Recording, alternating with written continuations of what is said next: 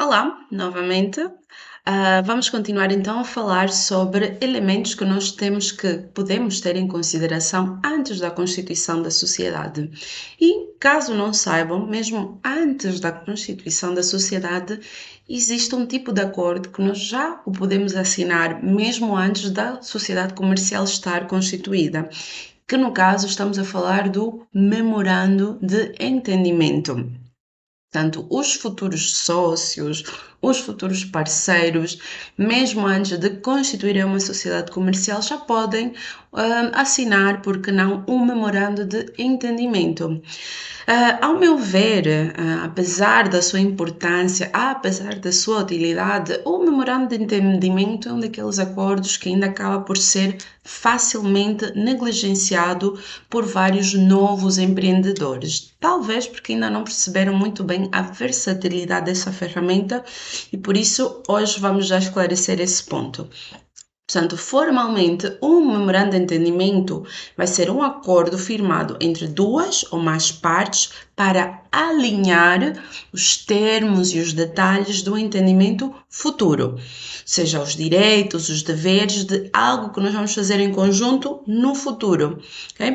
O primeiro passo, digamos, muita gente diz que o memorando de entendimento é o primeiro passo para a formalização de um documento jurídico mais complexo, de um documento jurídico mais elaborado no futuro. Ou seja, imaginem, nós podemos assinar um memorando de entendimento hoje, só para definir as balizas, as regras gerais, e no futuro assinar um estatuto, no futuro assinar um contrato social, um contrato de prestação de serviço. Portanto, o memorando já tem, digamos assim, é como se fosse uma preparação para um contrato mais estruturado que será assinado no futuro. Okay? E conforme eu já disse, a sua utilidade primordial, no fundo, será alinhar as bases dos negócios futuros, alinhar as expectativas, alinhar as linhas de ação entre as duas ou mais partes que vão fazer esse negócio em conjunto. Ok?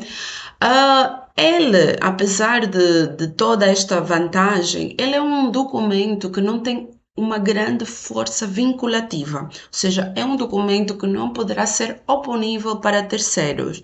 No fundo, ele vai se limitar a propor metas, vai se limitar a uma cooperação no futuro, que a posterior tem mesmo que ser formalizada em um outro documento, em outro tipo de contrato, para ter uma força vinculativa.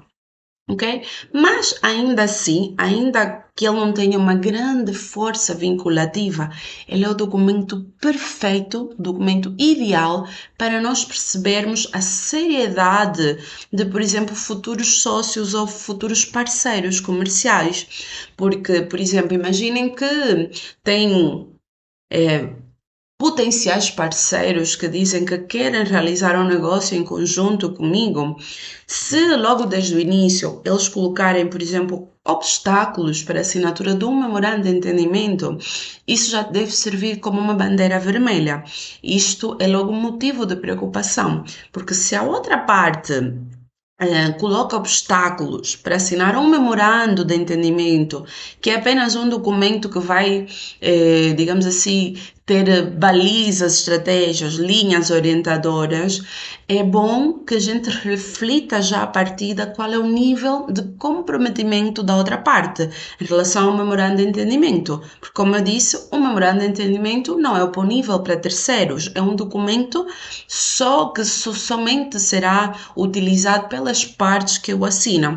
E então, se alguém vem e diz que vai criar um negócio comigo, que vamos, enfim, dominar o mundo, então, a primeira coisa a fazer antes de irmos a correr, constituir uma empresa, então, a primeira coisa a fazer é sentar, não é? Pegar no lápis, na caneta e definir as linhas orientadoras do negócio, definir qual é que será o plano de ação, definir qual é a divisão de tarefas, no fundo, quem é que vai ser responsável pelo quê, quais são os objetivos que nós pretendemos atingir, ok? Qual é o lucro que nós esperamos ter, ok? Qual é o valor, não é, que cada um dos futuros sócios vão contribuir para a realização desse projeto, ou seja, tudo isto já pode entrar dentro de um memorando, ok? Se a outra parte não quiser já trazer isto por escrito, se a outra parte colocar obstáculos, conforme eu disse, isto já é um motivo de preocupação. Fujam de quem não quer assinar um memorando de entendimento, ok? Mas partindo do princípio de que encontram já os parceiros certos e que não colocam obstáculos para a assinatura do memorando de entendimento, na próxima aula eu vou explicar na prática o que é que deve constar deste documento.